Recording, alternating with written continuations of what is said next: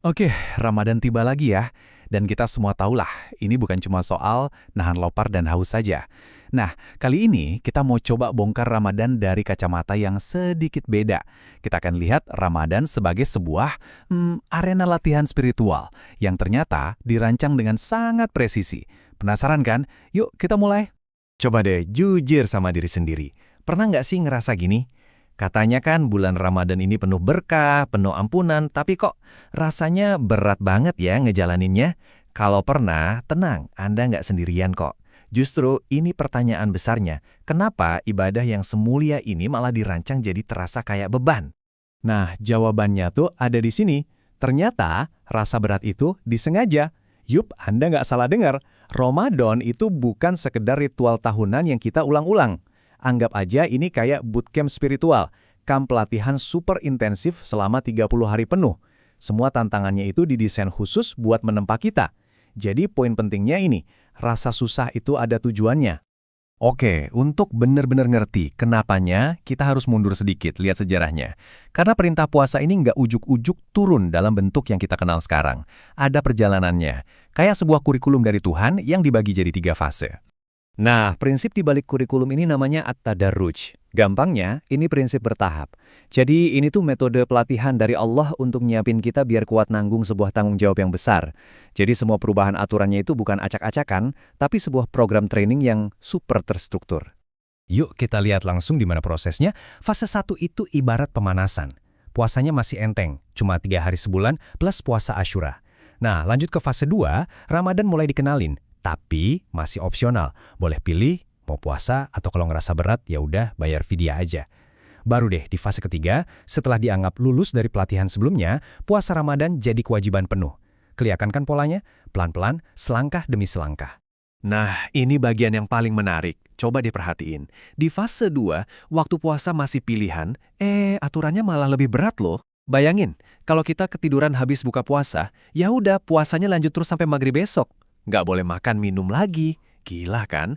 Tapi anehnya, di fase 3, pas puasa udah jadi wajib, aturan super berat itu malah dihapus. Kita jadi boleh makan minum semalaman sampai subuh. Ini tuh persis kayak pelatih yang bilang, oke, training campnya selesai. Sekarang kalian siap buat pertandingan beneran.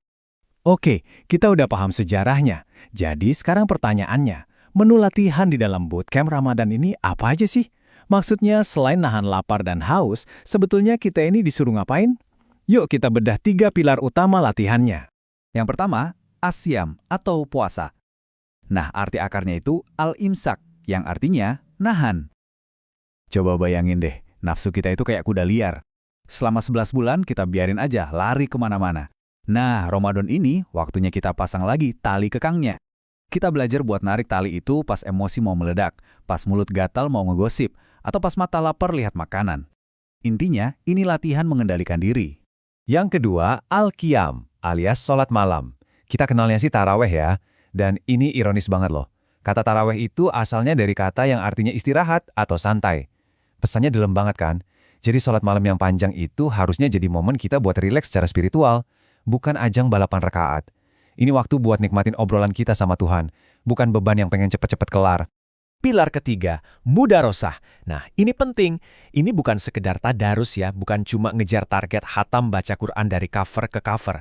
Mudarosah itu sesi belajar yang intensif. Dulu Nabi setiap malam Ramadan itu belajar bareng malaikat Jibril. Jadi kita juga diundang untuk melakukan hal yang sama, mengkaji, coba pahami, renungin artinya. Jadi kita berubah dari yang tadinya cuma pembaca pasif, jadi pelajar yang aktif.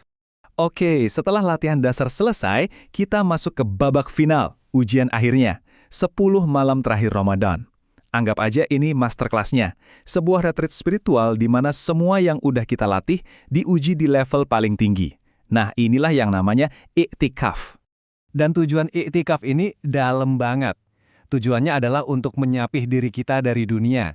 Eits, tunggu dulu, ini bukan berarti kita disuruh benci dunia ya, bukan, sama sekali bukan. Ini lebih ke latihan buat ngelepasin ketergantungan hati kita sama hal-hal duniawi. Biar apa? Biar hati kita bisa nyambung sepenuhnya sama yang maha abadi. Kalau kita tarik ke zaman sekarang, wah ini relevan banget. Iktikaf itu bisa kita artiin sebagai detox digital total. Coba deh bayangin, 10 hari hibernasi dari semua media sosial. Matiin semua notifikasi email, kerjaan, semuanya. Bener-bener silentin HP kita biar kita bisa dengerin suara hati kita sendiri. Intinya, kita putus dulu sama berisiknya dunia luar, biar bisa nyambung sama ketenangan di dalam. Terus setelah semua latihan intensif ini, ujung-ujungnya apa? Apa sih hasilnya? Apa hadiah utama yang nunggu kita di garis finish bootcamp spiritual ini? Jadi ada 3 piala utama yang dijanjikan. Yang pertama, barokah. Ini tuh keberkahan yang melimpah, di mana yang sedikit jadi terasa cukup, yang sempit jadi terasa lapang. Kedua, makfirah, atau ampunan total yang ngebersihin semua catatan kita di masa lalu. Dan yang jadi puncak dari segalanya, hadiah utamanya adalah takwa. Dapat berkah sama ampunan itu udah luar biasa banget.